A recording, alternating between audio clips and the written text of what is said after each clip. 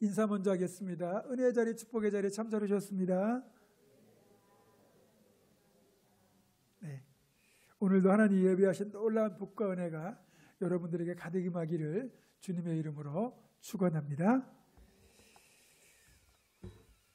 오늘 이제 우리가 함께 읽은 9절 말씀 있죠. 너희는 택하신 족속 왕같은 제사장들, 거룩한 나라 그의 소유가 된 백성이다. 이 말은 원래 하나님께서 출애굽한 이스라엘 백성들을 시내산으로 부르셔서 그곳에서 모세를 통하여 이스라엘 백성들에게 주셨던 특별한 약속의 말씀입니다. 하나님께서 노예로 살던 이집트 땅에서 이스라엘 백성들을 끌어내신 뒤에 그들을 하나님의 소유로 거룩한 백성으로 제사장으로 삼아주시겠다고 말씀하셨죠. 출애굽기 19장 56절 찾아보겠습니다. 창세기 다음에 출애굽기 19장 56절.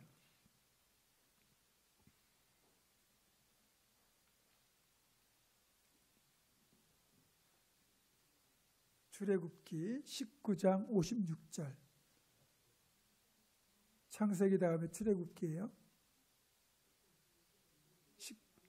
그래요? 제가 잘못 옮겼나 봐요. 잠깐만요. 여러분이 안 보인다 그러면 잘 읽으신 거예요. 6절 같은데. 자 보자. 예, 5절 6절입니다. 5절 6절을 5자 6자에서 대시를 뺐네요. 제가 같이 5절 6절이 있습니다. 시작. 세계가 다 내게 속하였나니 너희가 내 말을 잘 듣고 내 언약을 지키면 너희는 모든 민족 중에서 내 소유가 되겠고 너희가 내게 대하여 제사장 나라가 되며 거룩한 백성이 되리라. 너는 이 말을 이스라엘 자손에게 전할지니라. 아멘. 너희를 모든 민족 중에서 내 소유로 삼고 너희가 나에 대하여 제사장 나라가 되고 거룩한 백성이 될 것이다. 이 말을 하나님이 모세에게 하셨고 모세는 하나님이 하셨던 그 말을 시내산 기슭에서 기다리고 있던 이스라엘 백성들에게 그대로 전했어요. 그랬더니 이스라엘 백성들이 그 말을 듣고 감격하죠. 왜 감격했을까? 한번 생각을 해보세요. 이스라엘 백성들은 조상 때부터 400년이 넘는 세월 동안 이집트에서 노예로 살았습니다. 우리는 지금 자유인의 신분으로 살기 때문에 노예가 겪는 서러움은 모를 거예요. 그렇죠? 다만 우리가 가진 게 거의 없어서 남들보다 출세하지 못해서 직장생활이나 사회생활 이런 데서 겪는 서러움들이 있겠지만 그런 것과는 비교조차 할 수 없는 서러움이 바로 노예라는 계급이 갖는 서러움이죠. 그러니까 우리가 신분 계급에서 보면 가장 아래층에 위치한 그런 천민 중에 천민입니다. 그러니까 이 노예라는 제도가 그 제국이 존속하는 한 영원히 지속된다고 보면 이들은 영원히 노예의 삶을 벗어날 길이 없는 거예요. 우리 아버지도 노예였고 나도 노예였는데 내 자식도 노예가 될 수밖에 없다.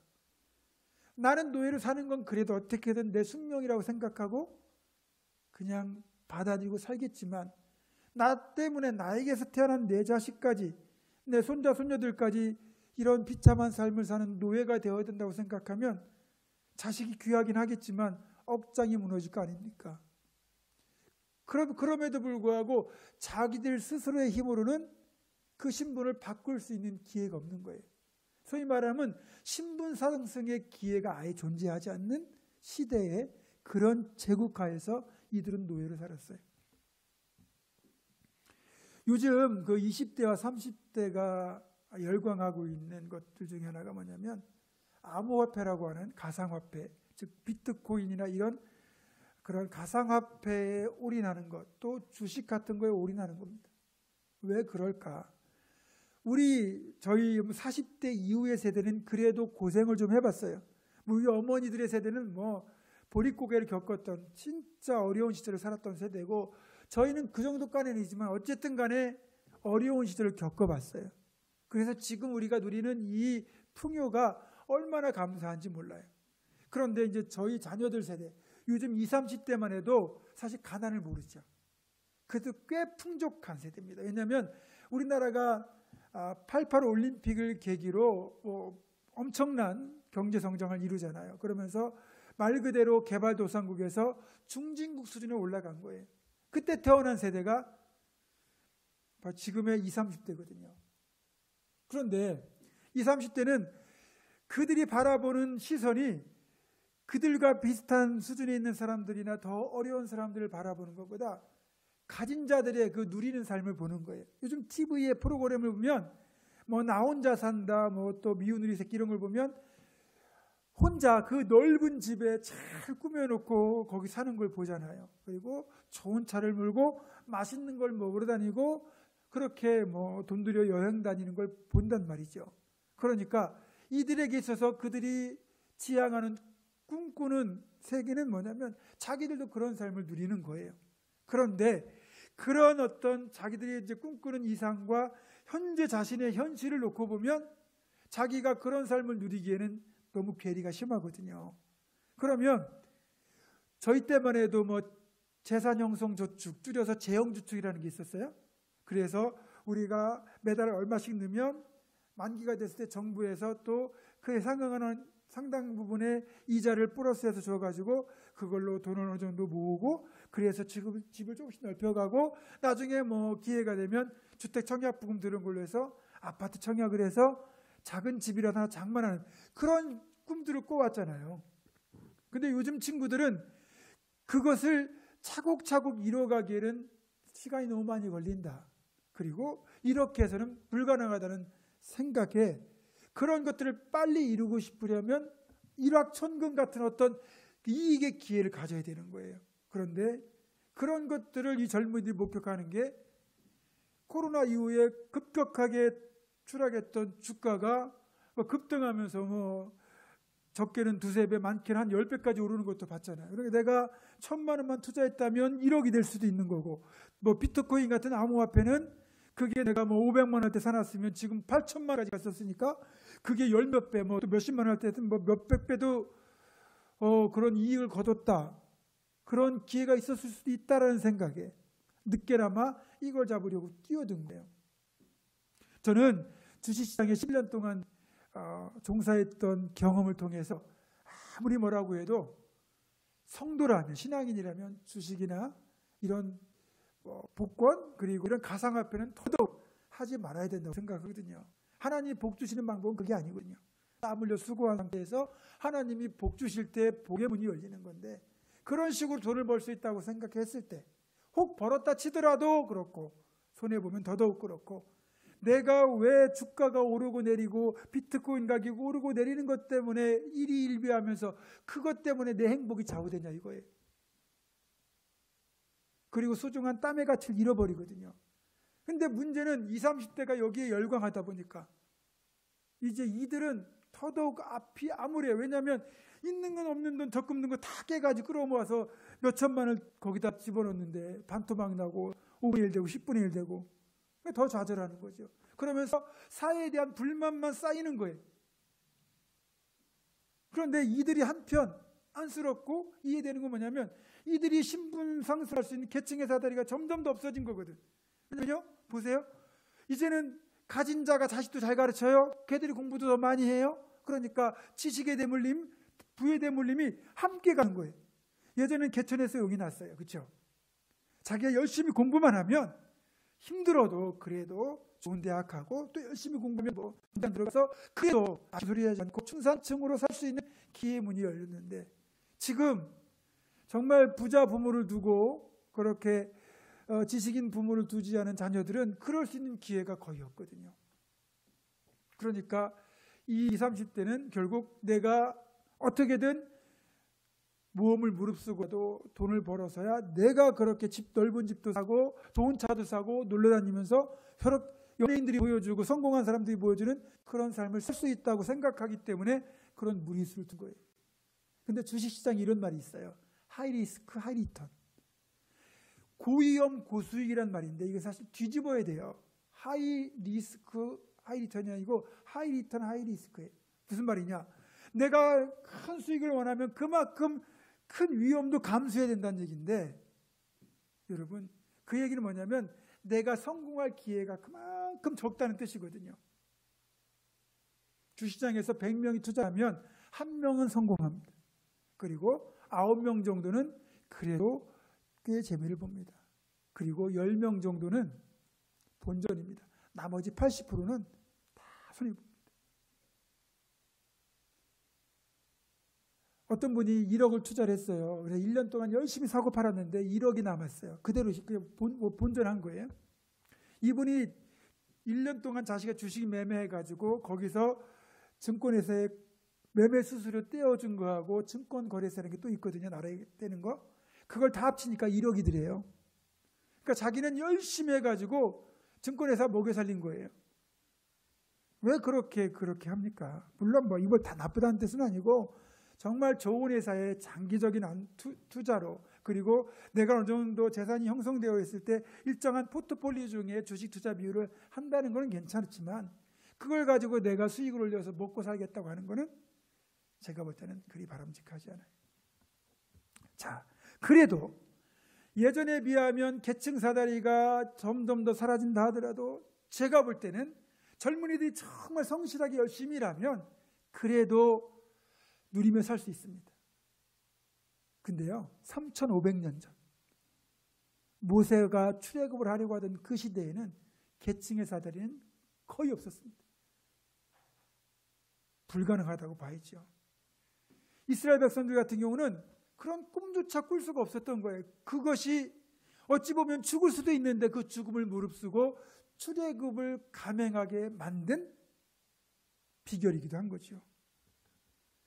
자, 그렇게 노예로 400년 넘게 살아왔던 이들을 하나님의 소유 거룩한 백성 제사장 그렇게 삼아주시겠다고 그러니 그때 이들이 느꼈을 감격은 이루 말할 수 없는 거죠.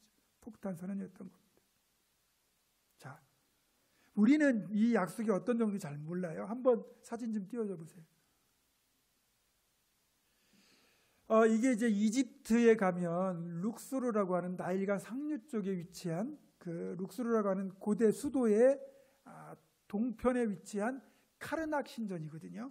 저도 이제 2004년도에 여기 다녀왔는데 그 당시 이제 이 모세와 이스라엘 백성들이 건축했다고 여겨지는 그런 신전 중에 하나입니다. 얼마나 규모가 큰지 몰라요. 잠실 운동장만 해요. 자, 그 다음 사진 보여주세요. 거길 저렇게 툭 들어가면 그 안쪽에 이런 열주가 서 있는데 거기 지금 성인들이 서 있는데 그 크기가 비교되죠.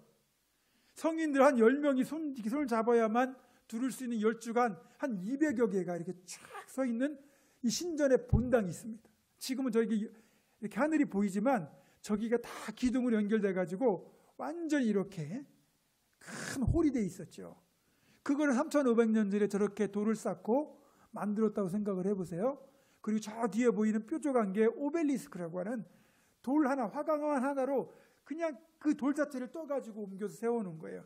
그게 이집트 왕의 그런 권력을 상징하거든요. 그 다음 사진 보여주세요. 가까이서 보면 이 정도 규모입니다. 여기에 다 상형 문자로 이제 이집트의 역사를 기록해 놓았죠.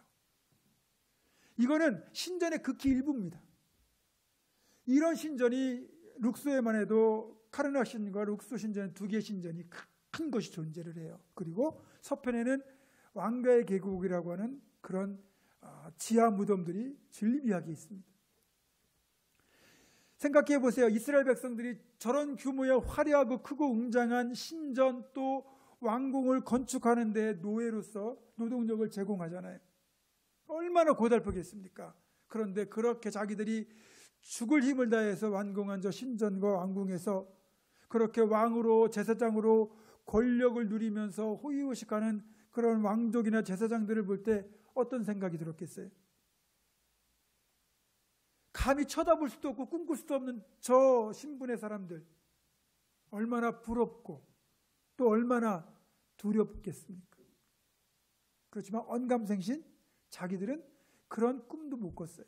그런데 하나님이 그들과 같은 물론 저 이집트의 신들을 섬기는 신전의 제사장과는 비교도 안 되는 진짜 유일하시고 전능하신 하나님 나라의 거룩한 백성, 그분의 소유 제사장으로 세워주신다고 했을 때 이스라엘 백성이 느꼈을 그 감격은 이루 말할 수가 없죠.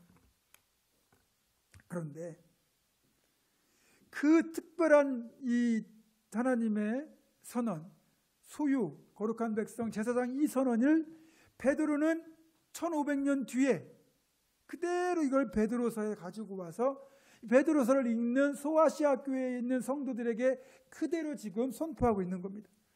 1500년 전, 그러니까 이 베드로서가 기록되던 시대의 성도들의 기준에서 1500년 전 시내산에서 이스라엘 백성들에게 하나님 선포하셨던 이 약속은 동일하게 지금 이 베드로 편지를 바라보고 있는 그대들에게도 동일하게 선포되는 하나님의 약속이다.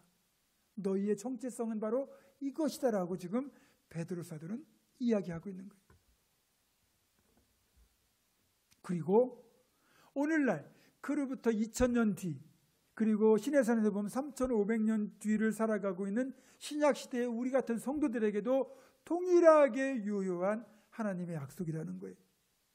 우리들도 세상의 기준에서 보면 노예만 아니었을 뿐 그리 내세울 게 별로 없잖아요.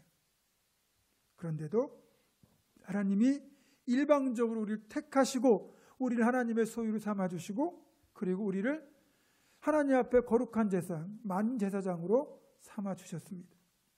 그리고 우리를 사랑하신다고 그렇게 말씀하셨고 그 사실을 친히 하나뿐인 아들 독생자 예수를 십자가에 내어주심으로써 증명하신 거예요. 요한 1서는 그 하나님의 이런 사랑의 실천을 고스란히 우리에게 알려주고 있는 성경이기도 하죠. 그러니까 베드로 사도는 그런 내용들을 지금 이 소아시아 교회에 있는 성도들에게 편지를 보내면서 다시 한번 상기시키고 있는 거예요. 자, 그러면 택하신 족속이라는 말씀의 의미부터 한번 볼게요. 자, 시내산의 세 가지 약속 중에서 이 택하신 족속, 하나님의 소유라고 이제 얘기하는 이 부분. 자, 여러분, 소유라는 말은 주인이 존재한다는 얘기잖아요. 이 마스크는 제 소유입니다. 그렇죠? 이건 이 주인이 저예요. 그러면 이건 제 마음대로 할 권리가 있어요. 그런데 이 소유라고 할 때, 우리가 하나님의 소유라고 할 때는 그러면 우리의 소유는, 그러니까 우리는 하나님의 것이라 이런 뜻인데, 이게 하나님의 소유가 됐다고 그래가지고 우리가 가진 개인의 권리와 자유를 박탈당하고 하나님의 노예로 살아가야 된다 어떤 그런 의미가 아니라 하나님이 특별히 자기 것으로 삼으신 하나님의 애장품, 특별한 사랑을 쏟는 존재다 이렇게 보시면 돼요. 소유라고 번역된 히브리어 단어가 세굴라인데 이것은 본래 의미가 값진 보석이라는 뜻입니다. 여러분, 값진 보석을 소유하면 이걸 얼마나 아끼겠어요, 그렇죠?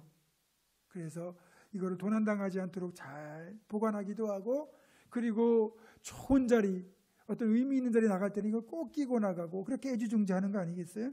그러니까 우리가 하나님의 소유라고 할 때는 우리를 하나님이 종처럼 부르신다는 개념이 아니라 가장 아끼고 사랑하시는 존재로 우리를 삼으셨다는 뜻이죠.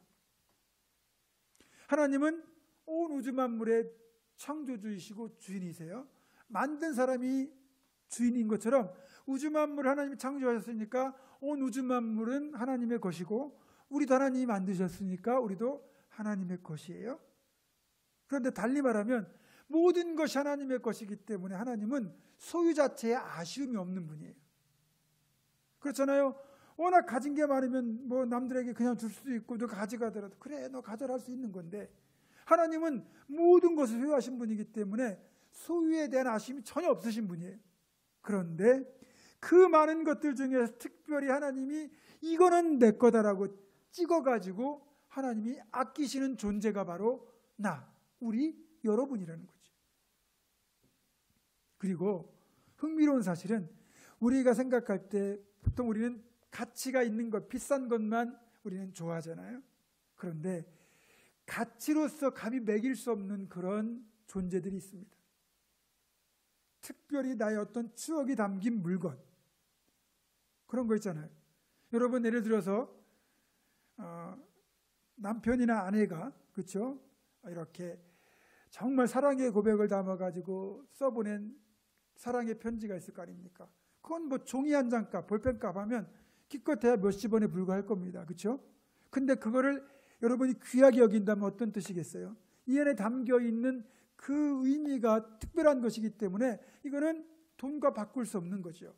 그래서 누가복음 15장에 나오는 그 드라크마를 찾는 여인의 이야기 있잖아요. 10개의 드라크마가 있는데 하나를 잃어버려요. 근데 이 하나를 정말 부지런히 찾거든요. 그 이유는 뭐냐면 보통 이 이스라엘에서 결혼할 때 드라크마 동전 10개를 이렇게 꿰가지고 목걸이처럼 꿰가지고 남자가 여자에게 사랑의 증표를 주는 거예요. 10개가 한 세트입니다. 그러니까 그 중에 하나만 없어져도 9개가 가치를 잃어버리는 거죠. 온전치 못한 거예요. 그러니까 동전의 가치를 보면 얼마 되지 않는, 기껏해 돈 10만 원밖에 안 되는 그 드라크마 하나를 찾으려고 그렇게 애를 쓰는 거죠. 거긴 특별한 의미가 담겨 있잖아요. 남편의 사랑 고백이 담겨 있는 거예요. 그래서 의미 있는 것처럼 우리가 하나님 앞에 특별한 존재가 되는 것은 하나님이 우리를 그렇게 하나님의 것으로 삼으셨기 때문에, 우리를 사랑하시기 때문에 우리가 그렇게 특별한 존재인 거예요. 그러니까 가끔 가다 보면 어려움을 겪고 힘든 일을 만날 때 스스로 자기 자신을 깎아내리는 분들이 있어요. 나 같은 거는 쓸모도 없어. 나 같은 게 세상에 존재해서 뭐 하겠어. 그러면서 자기 자신을 자꾸 깎아내리면서 그래서 막 이런 좀 좋지 않은 생각을 하는 분들도 계시거든요. 여러분, 부모에게 있어서 자식은 바꿀 수 없는 사랑스러운 존재잖아요. 잘났든 못났든 하나님 앞에 우리가 하나님의 자녀인데 하나님께 얼마나 소중한 존재예요. 그리고 제가 늘 말씀드리지만 기회비용을 여러분 보시면 우리 가치가 드러나요. 기회비용이란 건 그거예요. 마스크 하나를 사기 위하여 내가 포기해야 되는 다른 가치. 내가 돈이 딱 지금 뭐 주머니 얼마 있는데 이 마스크가 난 너무 절실해. 근데 내가 이걸 사기 위해서 내가 뭐 예를 들어서 그날 뭐 맛있게 먹어서 치킨을 포기했다. 치킨 값이 2만 원이다. 그리고 마스크는 500원밖에 안 되는 거지만 난 이걸 샀다. 하나밖에 살 수 없어서. 그러면 마스크는 500원짜리가 아니에요. 내가 포기한 치킨 값과 똑같은 거예요. 그게 기회비용 개념이거든요. 자, 그러면 우리를 살리기 위하여 하나님이 포기하신 존재가 예수님이잖아요. 하나님의 아들. 하나님 아들 예수 그리스도를 어떤 가치로 평가할 수 있겠습니까? 평가가 안 되지요. 그런데 그 아들을 내어주시고 우리를 살리셨기 때문에 우리도 하나님 앞에 그만큼 예수 그리스도 이상으로 존귀하고 가치가 있는 존재라는 거죠. 그런데 왜 나는 쓸모없는 존재라고, 왜 날 자꾸 깎아내리면서 자존감도 낮아지고 왜 그렇게 주눅이 듭니까? 안 그래요. 하나님 앞에는 여러분이 최고의 존재거든요. 그러면 우리 어깨 펴고 살만하지 않겠습니까?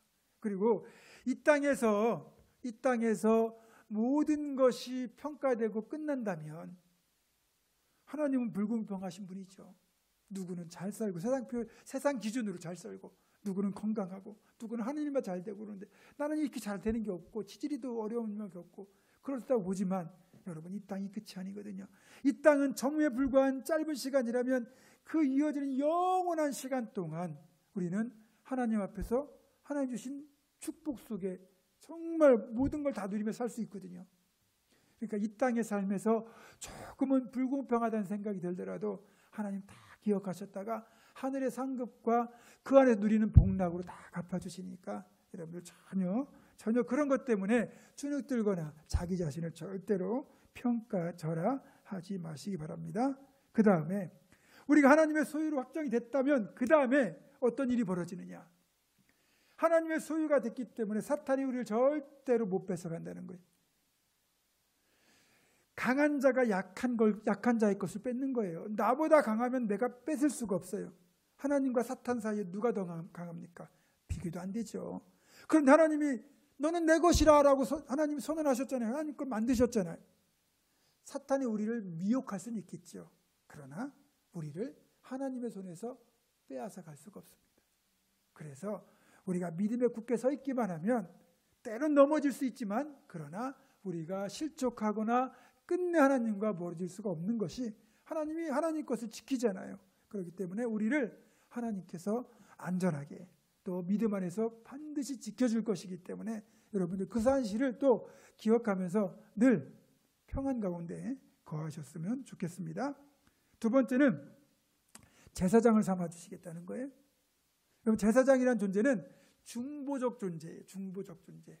A와 B 사이에서 두 존재를 연결해주는 존재가 중보적 존재인데, 중보적 존재의 가장 완벽하신 궁극적인 모델은 예수님이세요. 우리는 그 예수님의 모습을 닮은 것뿐이죠. 그 중보적 존재로서 우리가 제사장이라는 거예요. 그러니까 중보 기도가 틀렸다고 말씀들을 하시는데, 하나님 앞에 우리가 중보를 할 수는 없지만 중보적 기도를 드릴 수는 있어요. 그래서 그 자체가 틀렸다고 볼 수는 없거든요. 자, 그래서 제사장이라는 존재는 하나님을 대신해서 사람들에게 하나님의 뜻을 전하고, 사람들을 대신해서 하나님께 간구를 올려드리고 죄를 사해달라고 요청하는 역할을 하는 거예요. 그런데 구약 시대에는 제사장만 그 역할을 할 수 있었어요.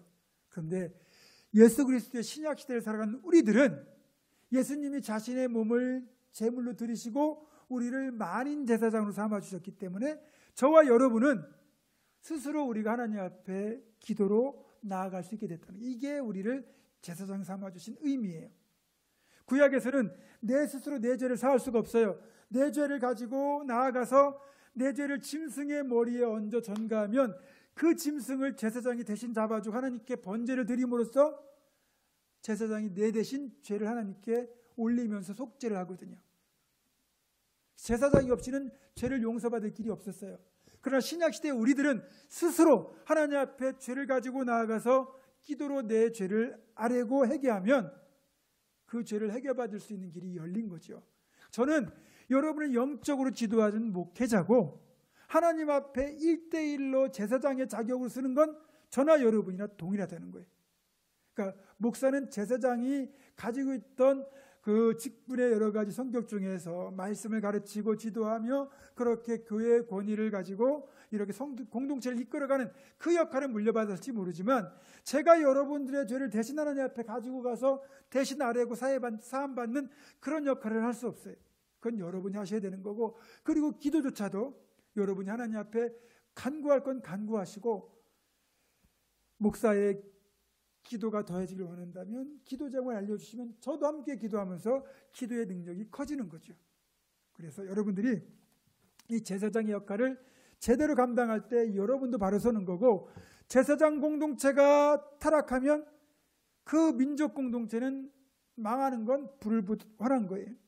그래서 목사도 건강한 제사장으로서 존재해야 되고, 여러분도 개인으로서 건강한 제사장으로 존재해야 우리 개인도 그렇고 가정도 그렇고 교회 공동체도 건강한 공동체로 존재할 수 있는 거죠. 그리고 마지막으로 거룩한 백성을 삼아주셨다는 겁니다. 거룩은 이제 히브리어로 카다시라고 그러는데, 그 사전적 의미는 성스럽고 위대하다.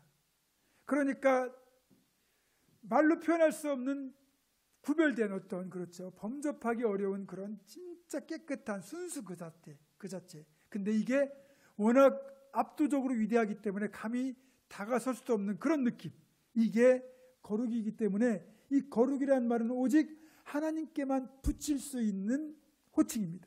그런 표현이죠. 신적 속성인데, 하나님이 우리를 그런 하나님의 거룩한 백성, 하나님의 거룩을 닮은 백성으로 만들어 주시겠다고 말씀한 거예요. 그래서 베드로전서 1장 15절에서 우리가 찾아보았지만, 오직 너희를 부르신 거룩한 이처럼 너희도 모든 행실에 거룩한 자가 되라 그러셨잖아요. 이제 거룩한 백성을 삼아주셨으면 그에 합당하게 살아가야 됩니다. 그렇잖아요.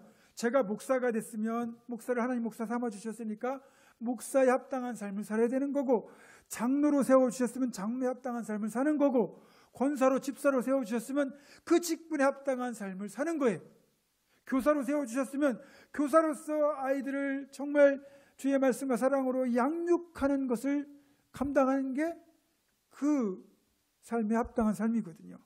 거룩한 자로 부르셨다면 그 거룩한 자로 부르심에 합당한 삶을 살아내는 것, 그게 우리를 거룩한 백성으로 삼아주신 하나님의 그 은혜에 보답하는 길이라는 거죠. 그리고 마지막으로 9절 하반절을 보면 우리를 그렇게 하나님 나라의 하나님의 소유, 거룩한 제사장, 거룩한 백성으로 삼으신 목적, 하나님의 기대가 잘 나타나 있습니다. 이는 너희를 어두운 데서 불러내어 그의 기이한 빛에 들어가게 하신 이의 아름다운 덕을 선포하게 하려 하십니다. 자, 우리 어쨌든 한마디로 말하면 구원하여 하나님 자녀 삼아주시고 그렇게 사랑해 주는 이유는 1차적으로는 우리를 복되게 하기 위한 하나님의 특별한 은혜고, 더 나아가 하나님이 우리에게 바라시는 것, 너희가 그렇게 나로부터 택함받고 구원받았고 사랑을 받았으니 이제는 땅끝까지 가서 다른 이들도 그렇게 하나님을 믿고 하나님 사랑 안에 거할 수 있도록 복음을 전해라, 그런 뜻인 거죠. 그래서 하나님의 아름다운 덕을 선포하게 하려 하심이라 라는 거죠. 그래서 우리는 가는 곳마다 우리 입술을 통하여 복음을 전하고, 그리고 우리의 거룩한 삶을 통하여 하나님 나라를 확장시키는 거예요. 그리고 이 복음을 선포하는 선교, 전도의 최종 목표는 뭐냐? 그렇게 해서 하나님의 백성이 많아지게 하는 것 자체가 목적이 아니라, 그것도 2차적인 목적이지만 3차 제 궁극적인 목적은 그들로 하여금 하나님을 예배하도록 하기 위함이라는 것, 이걸 절대 잊으시면 안 됩니다. 저 아프리카 땅에 있는 그들에게 복음을 전하는, 그들도 하나님을 믿어서 구원받도록 하는 것이 1차적인 목적이지만, 하나님이 원하시는 것은 그들이 그들의 언어와 그들의 문화로 그곳에서 하나님을 예배하는 것, 그것이 복음을 전하는 선교의 궁극적인 목적이라는 거죠. 그러니까 우리가 이렇게 하나님을 택함받은 삶을 살아낸다면 이것을 완성하는 건 복음을 전하는 것과, 또 내가 있는 자리에서 나도 하나님을 온전히 예배하는 것, 그게 나를 이렇게 특별히 하나님의 소유로 삼으시고 제사장으로 불러주시고 거룩한 백성으로 삼아주신 하나님의 그 특별한 사랑에 응답하는 길이라는 것, 여러분 반드시 기억하시고, 여러분들이 그 구원의 감격과 또 하나님을 향한 사랑을 담아서 온전히 하나님의 그런 거룩한 삶을 살기를 바라는 그 기대, 그리고 예배자로 살기를 원하시는 그 마음을 여러분들이 헤아리고 그에 응답하며 살아가시기를 주님의 이름으로 축원합니다. 기도하겠습니다. 참 좋으신 아버지 하나님, 우리를 하나님의 소유로 제사장으로 거룩한 백성으로 불러주셨으니 이제는 그 부르심에 합당한 거룩한 삶을 최선을 다해 살아내는 우리 모두가 되게 하여 주시옵소서. 예수님의 이름으로 기도드립니다. 아멘.